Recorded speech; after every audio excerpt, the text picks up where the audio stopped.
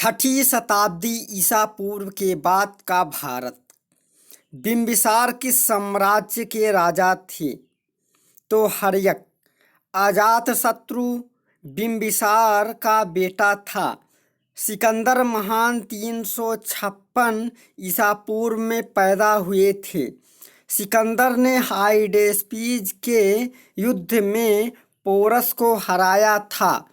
सबसे महत्वपूर्ण जनपद कौन सा था? तो मगध। 16 महाजनपदों में से एक गांधार की राजधानी कहाँ थी? तक्षशिला।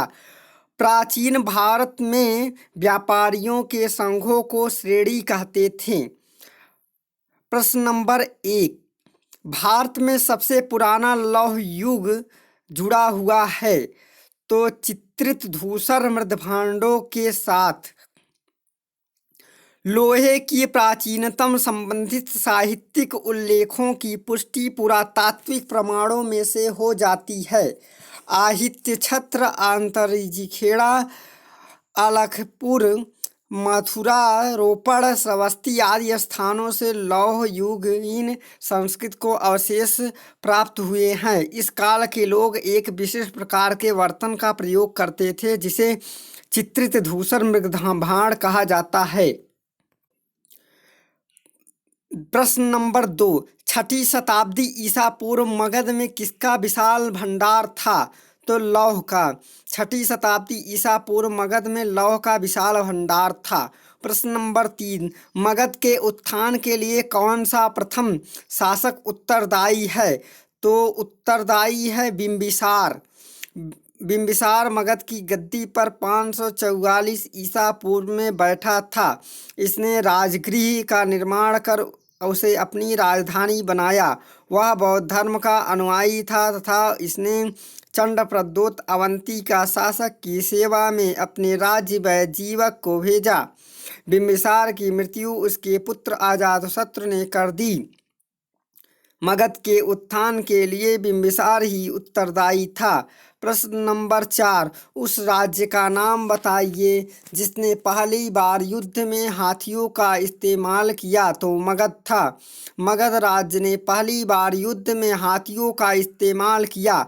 मगध राज्य में पाए जाने वाले जंगलों में हाथी पर्याप्त संख्या में थी जिसका प्रयोग मगध सेना में किया गया। प्रश्न नंबर 5, प्राचीन काल में स्रोत सामग्री लिखने के लिए प्रमुख भाषा थी? तो संस्कृत। प्राचीन काल में स्रोत सामग्री लिखने के लिए अधिकांश संस्कृत भाषा प्रयुक्त होती थी। प्रश्न नंबर 6, हेरोडोटस को माना जाता है? हेरोडोटस को इतिहास का जनक माना जाता है। प्रश्न नंबर 7, अलेक्जेंडर, सिकंदर और पोरस ने लड़ाई की? तो ये लड़ाई हुई थी झेलम।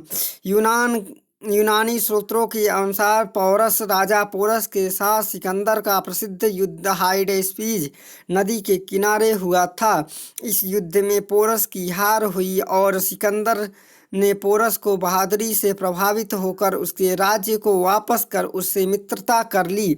झेलम नदी को ही यूनानी भाषा में हाइडेस्पीज कहा जाता है। इस प्रकार कथन ए और दो दोनों सही है। प्रश्न नंबर 8, किसकी सेना ने ग्रीक शासक सिकंदर के साथ झेलम नदी के तट पर मुकाबला किया? तो पोरस की सेना ने। प्रश्न नंबर 9, यहूदियों के धार्मिक पाठ का क्या नाम है? तो यहूदियों के धार्मिक पाठ का नाम है मूसा संहिता। यहूदियों के धार्मिक पाठ का नाम मूसा संहिता यानी टोरवाह है और इसका पूजा स्थल सिनागोस के नाम से जाना जाता है। त्रिपिटक बौद्धों का और जैन अश्वेस्ता पारसियों का पवित्र ग्रंथ है। प्रश्न नंबर 10 है, निम्नलिखित में मगध के राजवंशों के कालक्रम अनुसार दर्शाइए।